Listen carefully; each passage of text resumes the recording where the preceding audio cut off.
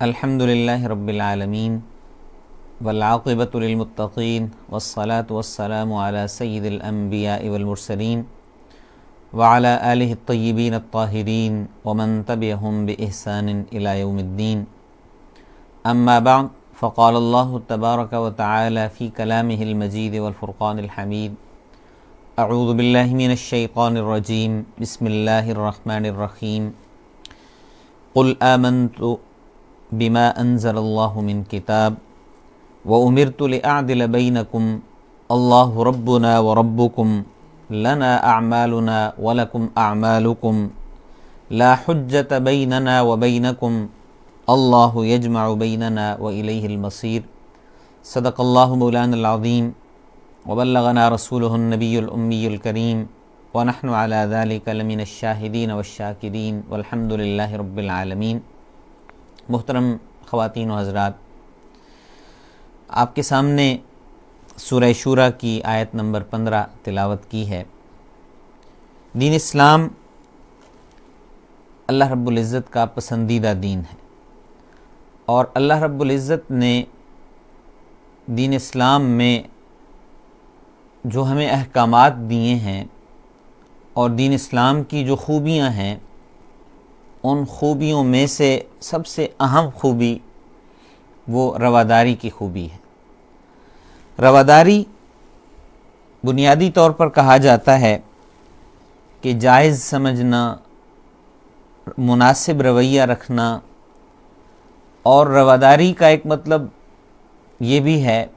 کہ اگر کوئی ناحق بھی ہے، کوئی غلط راستے کے اوپر بھی ہے، گمراہی کے اوپر بھی ہے، تو پھر بھی اس کو برداشت کرنا، اس کی آزادی کے حق کو تسلیم کرنا کہ اسے اپنے عقیدے کے مطابق عمل کرنے کا اختیار حاصل ہے۔ دین اسلام اپنے اندر بڑی وسعت رکھتا ہے، اور آیت الکرسی کے فوراً بعد جو آیت ہے اس کے اندر اللہ رب العزت فرماتے ہیں کہ لا اکراہ فی الدین، دین میں کوئی جبر نہیں ہے، کوئی زبردستی نہیں ہے۔ یعنی دین میں جبر اور زبردستی نہیں ہے کا مطلب کیا ہے کہ دین میں کسی کو ہم نے اس پہ پریشر نہیں ڈالنا، زبردستی نہیں کرنی کہ ہمارا کام، نبی علیہ الصلوۃ والسلام کو اللہ تعالیٰ نے قرآن میں فرمایا طٰہٰ ما انزلنا علیک القرآن لتشقی، کہ ہم نے آپ پہ قرآن اس لیے نہیں اتارا کہ آپ مشقت میں پڑ جائیں۔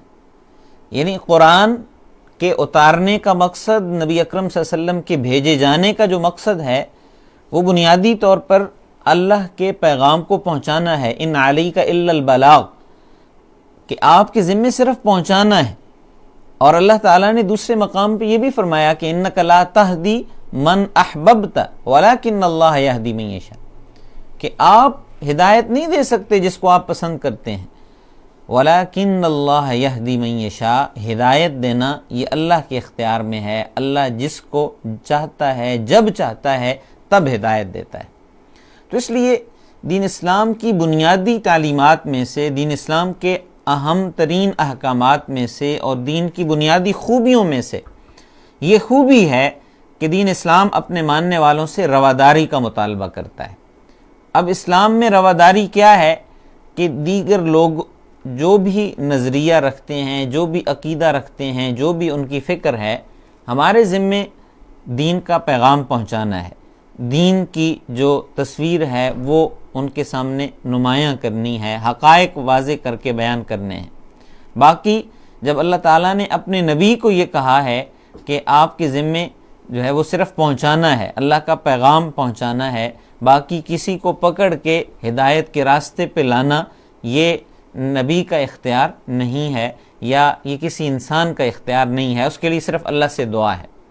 کہ نبی اکرم صلی اللہ علیہ وآلہ وسلم وہ دن کو دعوت دیتے ہیں اور رات کو ان کے لیے دعائیں کیا کرتے ہیں۔ امام حسن البنا شہید رحمہ اللہ، ان کے بارے میں آتا ہے کہ ان سے کسی نے پوچھا کہ آپ کی دعوت میں بڑا اثر ہے اور آپ لوگوں کو دعوت دیتے ہیں، تو انہوں نے کہا کہ میں دن کو لوگوں کو اللہ کی طرف بلاتا ہوں، اور رات کو میں پھر اللہ سے ان کے لیے دعائیں کرتا ہوں کہ الہی ان کو ہدایت دے، ان کے دلوں کو اللہ کی طرف پھیر دے۔ تو دلوں کے پھیرنے والی ذات اللہ کی ہے۔ دعاؤں میں ہم سنتے ہیں اللہم مصرف القلوب صرف قلوبنا الی دینک صرف قلوبنا علی طاعتک، کہ اے اللہ آپ دلوں کے پھیرنے والے ہیں، آپ ہمارے دلوں کو اپنے دین کی طرف پھیر دیں، اپنی اطاعت کی طرف پھیر دیں۔ اور اللہ تعالیٰ سے یہ سوال کرتے رہنا چاہیے، اللہ سے یہ توفیق مانگتے رہنا چاہیے۔ اس ضمن میں، رواداری کے ضمن میں، ہمیں یہ بات سمجھنی چاہیے کہ امام ابن تیمیہ رحمہ اللہ وہ کہتے ہیں کہ اسلام کی جو دعوت ہے، دعوت یعنی تبلیغ کی دعوت، اس کا بنیادی فوکس ہی امالہ ہے۔ امالہ کا مطلب ہے مائل کرنا، یعنی کسی شخص کو حکمت کے ساتھ، دانائی کے ساتھ، میٹھے بول کے ساتھ دین کی طرف مائل کرنا۔ اور نبی اکرم صلی اللہ علیہ وسلم کی سیرت واقعات سے بھری پڑی ہے کہ حضور نے کس انداز میں لوگوں کے دلوں کو دین کی طرف مائل کیا ہے۔ مشہور واقعہ ہم پڑھتے ہیں، سنتے ہیں کہ ایک غزوہ سے واپسی ہو رہی ہے، راستے میں ایک جگہ پڑاؤ ڈالا جاتا ہے، نبی علیہ الصلوۃ والسلام درخت کے نیچے آرام کرنے کے لیے لیٹتے ہیں، اپنی تلوار لٹکاتے ہیں۔ ایک بندہ آتا ہے جو اسی طاق میں تھا، اور وہ جو ہے وہ اسی انداز میں جو ہے وہ گہری نظر رکھے ہوئے تھا کہ جو ہی مسلمان جو ہے وہ آرام میں جائیں یا غافل ہوں تو وہ حملہ کرے۔ تو وہ تلوار آیا، اس نے اتاری اور تلوار کو نیام سے نکال کے نبی علیہ الصلوۃ والسلام پہ اس نے سونت لی، اور وہ کہنے لگا کہ من یمنعک منی، آپ کو مجھ سے کون بچائے گا؟ تو نبی اکرم صلی اللہ علیہ وسلم کا اللہ کی ذات پہ یقین اور توکل اتنا مضبوط تھا کہ بغیر کسی جھجک کے آپ نے کہا مجھے میرا اللہ بچائے گا۔ تو وہ فوراً کانپنے لگ گیا، اس کے ہاتھ سے تلوار چھوٹ گئی۔ تو حضور علیہ الصلوۃ والسلام نے تلوار اٹھائی، اور تلوار اٹھا کے اس کے اوپر سونت کے کہا کہ اب تمہیں مجھ سے کون بچائے گا۔ اور اس کے بعد پھر جو ہے وہ صحابہ کرام نے بھی جب آواز سنی وہ بھی آ گئے، تو نبی علیہ الصلوۃ والسلام نے اس بندے کو چھوڑ دیا، درگزر کا معاملہ اختیار کیا۔ اور پھر روایات میں مختلف واقعات میں آتا ہے کہ اس نے اسلام بھی قبول کر لیا تھا۔ تو یہ اسلام یہ نفرت و عداوت نہیں سکھاتا ہے، اسلام محبت سکھاتا ہے، اسلام الفت سکھاتا ہے، اسلام نرمی سکھاتا ہے، اور اسلام جو ہے وہ انصاف اور رواداری سکھاتا ہے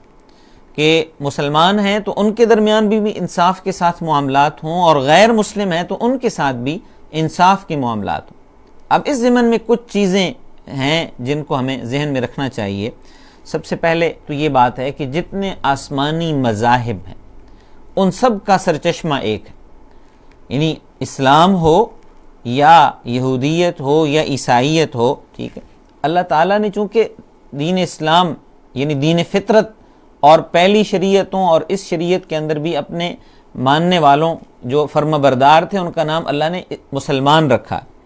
اور اس کی ہدایت اللہ نے موسیٰ علیہ السلام کو بھی دی، اسی کی ہدایت اللہ نے عیسیٰ علیہ السلام کو بھی دی، اور وہی ہدایت اور وہی دعوت اور تعلیمات نبی علیہ الصلوۃ والسلام بھی لے کے آئے ہیں۔ اور حتیٰ کہ پچھلی شریعتوں کی بہت ساری تعلیمات اور بہت سارے احکامات وہ اس شریعت کے اندر بھی ہیں، ان کی صورتیں تبدیل ہوئی ہیں یا ان کے اندر جو ہے وہ مزید وضاحت آئی ہے۔ جیسے ہم روزے کے بارے میں پڑھتے ہیں کہ روزہ پہلی شریعتوں میں بھی فرض تھا، اس میں بھی فرض ہے، ٹھیک ہے۔ اب نماز کی کیفیت پہلی شریعتوں میں کیا تھی، یہ چیزیں الگ الگ ہیں، ٹھیک، ان کی صورتیں الگ ہو سکتی ہیں، ان کی کیفیات الگ ہو سکتی ہیں، لیکن جو بنیادی فارمولہ ہے اور بنیادی اساس ہے وہ ایک ہی ہے۔ تو اللہ تعالیٰ نے فرمایا فطرت اللہ التی فطر الناس علیہا لا تبدیل لخلق، کہ یہ فطرت ہے جس کے اوپر اللہ نے انسانوں کو پیدا کیا ہے، اور اس کے اندر جو ہے وہ کوئی تبدیلی نہیں ہے۔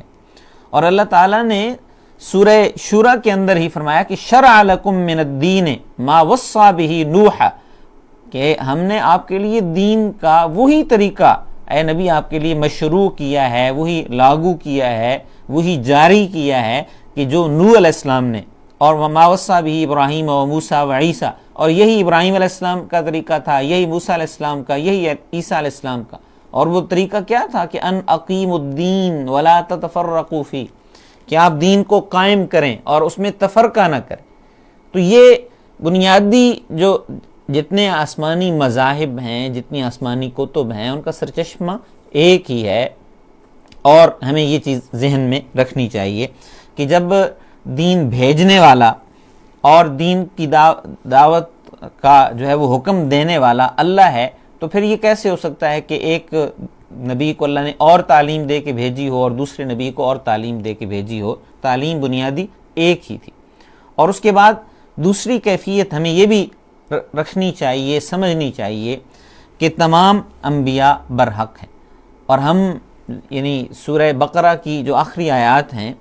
اور ان آخری آیات کے بارے میں جو روایات میں آتا ہے کہ اللہ تعالیٰ نے معراج کی شب نبی علیہ الصلوۃ والسلام کو نماز کا تحفہ بھی دیا اور سورہ بقرہ کی آخری آیات بھی دیں،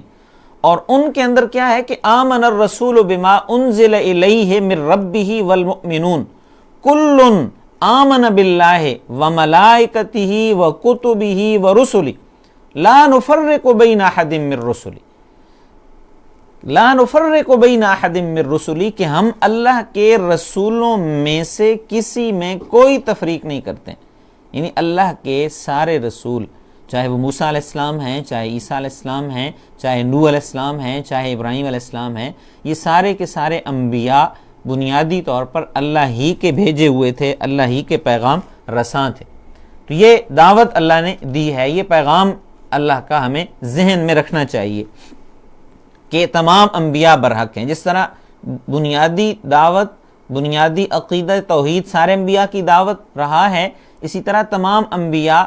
وہ بھی اللہ کی طرف سے مبعوث تھے، بھیجے ہوئے تھے، اور اپنے اپنے زمانے میں انہوں نے اللہ کے بتائے ہوئے طریقے کے مطابق رہنمائی کی ہے۔ اس لیے اب یہ کوئی وہ نہیں ہے کہ جی فلاں برتر ہے، فلاں کمتر ہے، اور ایسی کیفیت یا اس کو جو ہے وہ معیار مقرر کر لینا وہ درست نہیں ہے۔ اب وہی معیار ہے کہ جو اللہ نے اب ویلڈ کیا ہے، قابل عمل قرار دیا ہے۔ پھر تیسری چیز جو ہمیں ذہن میں رکھنی چاہیے کہ دین میں کوئی جو ہے وہ جبر نہیں ہے، دین میں زبردستی نہیں ہے کہ لا اکراہ فی الدین۔ اور نبی اکرم صلی اللہ علیہ وسلم کے مکی دور میں اور مدنی دور میں دونوں میں ہم دیکھتے ہیں کہ مشرکین، منافقین اور جو ہے وہ صابی، یہودی، عیسائی، سب نے مختلف جو ہے وہ معبود بنا رکھے تھے، لیکن نبی علیہ الصلوۃ والسلام نے جو ہے وہ کسی کو قتل نہیں کروایا اس وجہ سے کہ وہ کسی کی عبادت کرتا ہے تو اس کو قتل کر دو، ٹھیک۔ اور آپ نے کسی کو دین قبول کرنے پہ مجبور بھی نہیں کیا ہے، کسی کو زبردستی مسلمان نہیں کیا ہے، آپ نے لوگوں کے شعوری تربیت کی ہے، فکری طور پہ لوگوں کو جو دین کا پیغام سمجھایا ہے، بتایا ہے۔ اور کوئی شخص بھی ایسا نہیں ہے کہ ہم نبی علیہ الصلوۃ والسلام کی سیرت میں اگر ہم پڑھیں کہ جس کو حضور نے صرف جو ہے وہ دینی بنیاد پہ قتل کروایا، کہ جو آئے ہیں میدان میں، میدان جنگ میں مقابلے میں آئے ہیں، جنہوں نے اسلام کے خلاف سازی کی ہے ان کا تو ہے، لیکن صرف اس وجہ سے آپ نے کسی کو نہیں قتل کروایا کہ وہ کسی بت کی عبادت کرتا تھا یا وہ صرف یہودی تھا تو اس کو قتل کروا دیا۔ یہ حضور کی سیرت بڑی واضح ہے، اس میں یہ تعلیمات بڑی واضح موجود ہیں۔ پھر چوتھی چیز جو ہمیں حضور کی سیرت میں اور اسلامی رواداری کے ضمن میں ذہن میں رکھنی چاہیے وہ یہ ہے کہ دینی اختلافات میں شدت نہیں ہونی چاہیے۔ اللہ تعالیٰ نے قرآن کے اندر فرمایا تعاونوا علی البر والتقوی ولا تعاونوا علی الاثم والعدوان، کہ نیکی اور تقوی کے کاموں میں ایک دوسرے سے تعاون کرو، اور گناہ کے کاموں میں، سرکشی کے کاموں میں کوئی ایک دوسرے سے تعاون نہیں کرنا۔ یعنی مقصد یہ ہے کہ ایک نیکی کی فضا بنے، ایک تعاون کی فضا بنے، ایک بھائی چارے کی جو ہے وہ خوشبو پھیلے، معاشرے کے اندر جو ہے وہ ایک دوسرے کا سہارا بننے والے لوگ ہوں، نہ یہ کہ وہ ایک دوسرے کی جو ہے وہ جڑیں کاٹنے والے لوگ ہوں۔ تو اللہ تعالیٰ نے قرآن کے اندر ایک سادہ سا اصول ہمیں بتا دیا کہ اسلام میں نے پہلے ذکر کیا ہے، امام ابن تیمیہ کی بات ذہن میں رکھیں کہ دین اسلام میں امالہ ہے، کہ مائل کرنا ہے لوگوں کو دین کی طرف جوڑنا ہے، لوگوں کو اسلام کی طرف راغب کرنا ہے، اپنے عمل کے ذریعے، اپنے اخلاق کے ذریعے، اپنے قول کے ذریعے، اپنے گفتار کے ذریعے، ساری کیفیات ہم نے اپنی ٹھیک کرنی ہے۔ پھر ہم یہ دیکھیں کہ اسلامی رواداری کے ضمن میں صرف یہ نہیں ہے کہ جو قرآن مقدس کتاب ہے اس کا احترام کرنا ہے، یہ جو مسجد مسلمانوں کا مقدس مقام ہے اس کا احترام کرنا ہے، بلکہ تمام جو ہے وہ عبادت گاہوں کے احترام کی ہمیں تاکید ملتی ہے، ہمیں حکم ملتا ہے۔ مثالیں موجود ہیں، بیت المقدس جب فتح ہوتا ہے، حضرت عمر فاروق رضی اللہ تعالیٰ عنہ جاتے ہیں، اس کی چابیاں لیتے ہیں، اور نماز کا وقت ہو جاتا ہے تو وہاں پہ جو ان کا بڑا عیسائی پادری تھا وہ اس اس نے انہیں کہا کہ آپ ہمارے گرجا کے اندر عبادت کر لیں۔ حضرت عمر فاروق رضی اللہ تعالیٰ عنہ نے وہاں عبادت کرنے سے انکار کر دیا اور کہا کہ اگر میں یہاں پہ عبادت کروں گا تو ہو سکتا ہے کہ بعد میں آنے والے کوئی یہ کہیں کہ ہمارے خلیفہ نے یہاں پہ نماز پڑھی تھی تو لہٰذا یہ اب ہماری پراپرٹی ہو گئی ہے۔ نہیں، آپ وہاں سے نکلے ہیں اور باہر نکل کے آپ نے جو ہے وہ نماز پڑھی ہے۔ عیسائیوں کی عبادت گاہ کا بھی اس حد تک احترام کیا۔ نبی اکرم صلی اللہ علیہ وسلم کی سیرت سے ہمیں یہ چیز پتہ چلتی ہے۔ اب بھی صحرائے سینا کے پاس یعنی مصر کے اندر آپ جائیں ٹھیک تو وہاں طور پہاڑ کا جہاں سے آغاز ہوتا ہے وہاں پہ ابھی بھی وہ موجود ہے، وہ چرچ موجود ہے کہ جس میں نبی علیہ الصلوۃ والسلام کا وہ مکتوب موجود ہے، انہوں نے وہ سنبھال کے رکھا ہوا ہے، وہ خط کہ جس میں حضور نے ان کی عبادت گاہ کا احترام کرنے کا حکم دیا تھا اور کہا تھا کہ کوئی بھی اس عبادت گاہ سے تعرض نہ کرے، ٹھیک ہے، کوئی بھی اس کو نقصان نہ پہنچائے، یعنی غیر مسلموں کی بھی جو عبادت گاہیں ہیں ان کا بھی احترام جو ہے وہ کرنے کا ہمیں حکم دیا گیا ہے، اس کو نقصان پہنچانے سے منع کیا گیا۔ پھر صرف یہ نہیں ہے کہ جو عبادت گاہیں ہیں ان کا احترام کرنا ہے، بلکہ انسانیت کا احترام کرنے کا ہمیں اسلام نے حکم دیا۔ انسانیت کی بنیاد، نبی اکرم صلی اللہ علیہ وسلم کی حدیث ہے، آپ نے فرمایا کہ الخلق عیال اللہ، مخلوق اللہ کا کنبہ ہے۔ مخلوق، یہ جتنی مخلوق ہے ساری انسانیت، اس کو فرمایا کہ کنبہ ہے، یہ اللہ کا کے عیال ہیں، یہ اللہ کے گھر والے ہیں، یعنی جس طرح ایک خاندان ہوتا ہے اس طرح ایک خاندان کی طرح ہے۔ اور پھر حضور نے فرمایا کہ فَأَحَبُّ الْخَلْقِ إِلَى اللَّهِ تَعَالَى مَنْ أَحْسَنَ إِلَىٰ عِيَالِهِ، کہ اللہ کو اپنی مخلوق میں وہ بندہ سب سے زیادہ پسند ہے کہ جو اللہ کی مخلوق کے ساتھ محبت کرنے والا ہے، ان کے ساتھ حسن سلوک کرنے والا ہے۔ یعنی جیسے ہوتا ہے نا، ہمارے گھر والے ہوتے ہیں، ہماری فیملیز ہوتی ہیں، تو عام اگر کوئی بندہ ہماری فیملی کے کسی ممبر کے ساتھ حسن سلوک کرے تو ہمارے دل میں اچھے جذبات ہوتے ہیں، اس کے لیے ہمیں اچھا لگتا ہے، ہمیں خوشی ہوتی ہے کہ فلاں نے ہمارے اولاد کی قدر کی، ہمارے گھر والوں کی قدر کی، اس نے رسپیکٹ کی ہے۔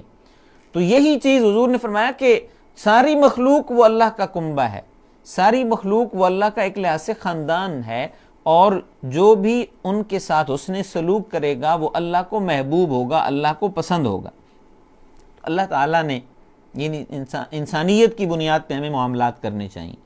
ہمیں معاملات جو ہے وہ اسلام کی بنیاد پہ یا جو ہے وہ وطنیت کی بنیاد پہ یا جو ہے قومیت کی بنیاد پہ نہیں کرنے چاہیے، بلکہ ہمیں معاملات انسانیت کی بنیاد پہ کرنے چاہیے کہ انسان ہے، اولاد آدم ہے، چاہے ان کا جو بھی عقیدہ ہے، چاہے ان کا جو بھی نظریہ ہے، ہیں تو آدم کی اولاد، اور پھر ان کے لیے پھر دعائیں کرنی چاہیے، ٹھیک، ان کے ساتھ حسن سلوک بھی کرنا چاہیے، ان کے ساتھ اچھا رویہ بھی رکھنا چاہیے، اور ان کے لیے پھر دعائیں بھی کرنی چاہیے کہ اللہ تعالیٰ ان کو ہدایت دے، ان کو توفیق دے۔ اور ان کی توفیق کے بارے میں جب انسان اللہ سے دعائیں کرے گا تو ظاہر بات ہے یہ ہمدردی کے جذبات ہوں گے، خیرخواہی کے جذبات ہوں گے، تو تب یہ کام ہو سکے گا، اگر نہیں ہوں گے تو پھر یہ کیسے ہو سکتا ہے؟ سیرت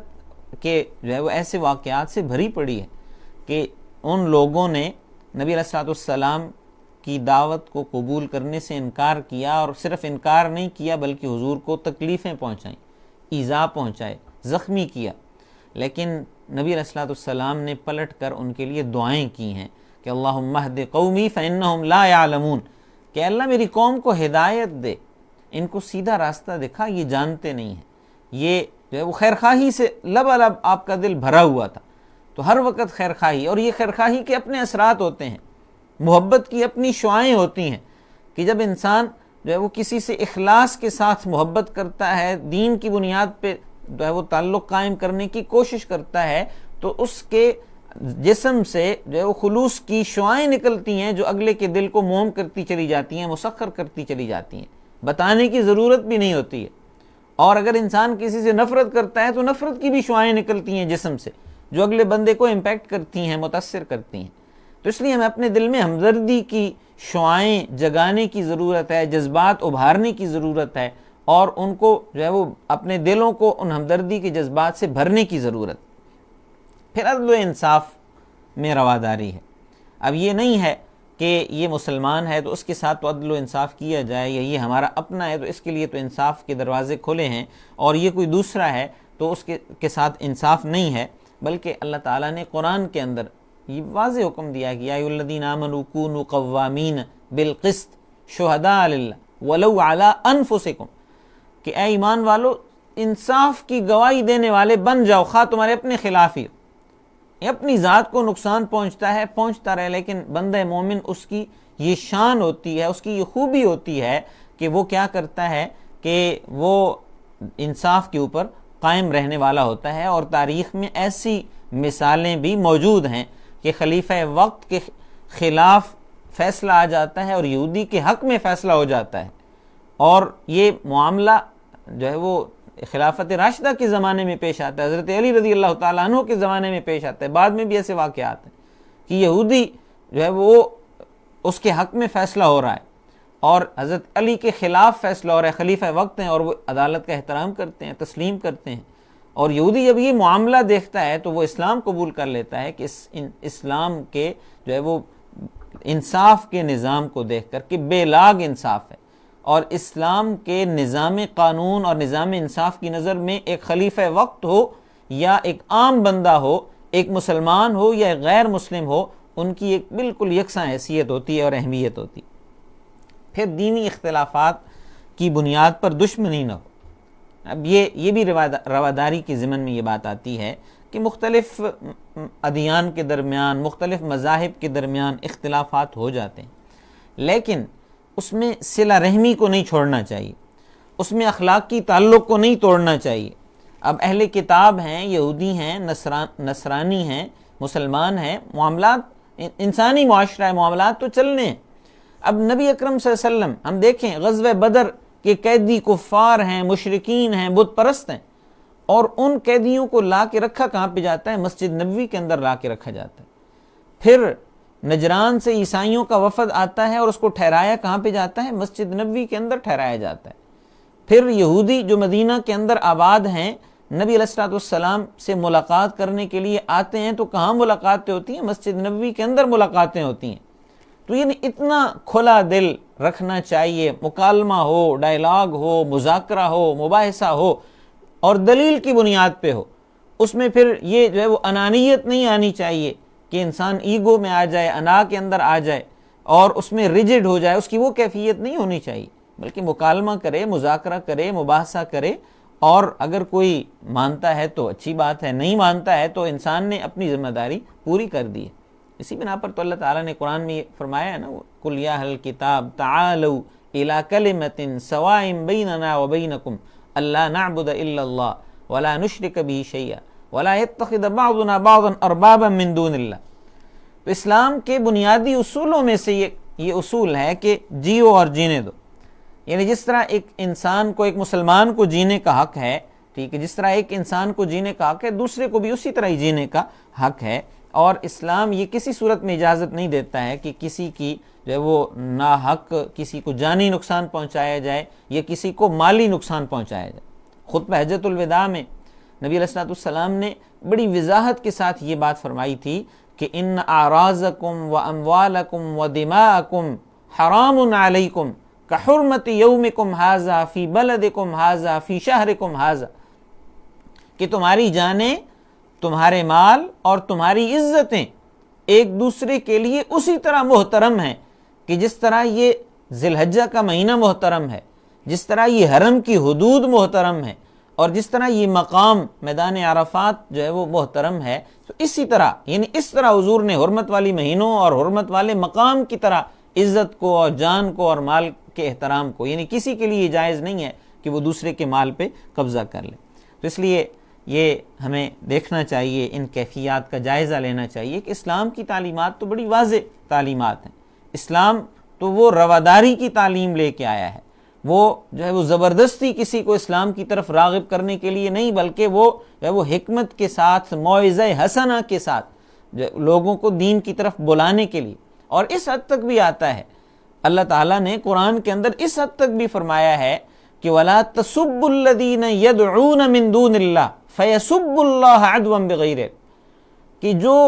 مشرکین نے جھوٹے خدا بنا رکھے ہیں، بت ہیں، جو بھی ہیں جن کی عبادت کرتے ہیں، تو ان کو بھی برا بھلا نہ کہو۔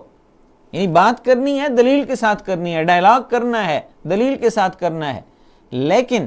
اس میں جو ہے وہ ایک دوسرے کا احترام انسانیت کی بنیادوں کے اوپر ہونا چاہیے، اور دوسرے کے جو نظریات ہیں، بھلے غلط نظریات ہیں، اس میں بھی اللہ تعالیٰ ہمیں قرآن میں اصول کیا دے رہے ہیں کہ دوسروں کے جھوٹے خداؤں کو بھی برا بھلا نہیں کہنا،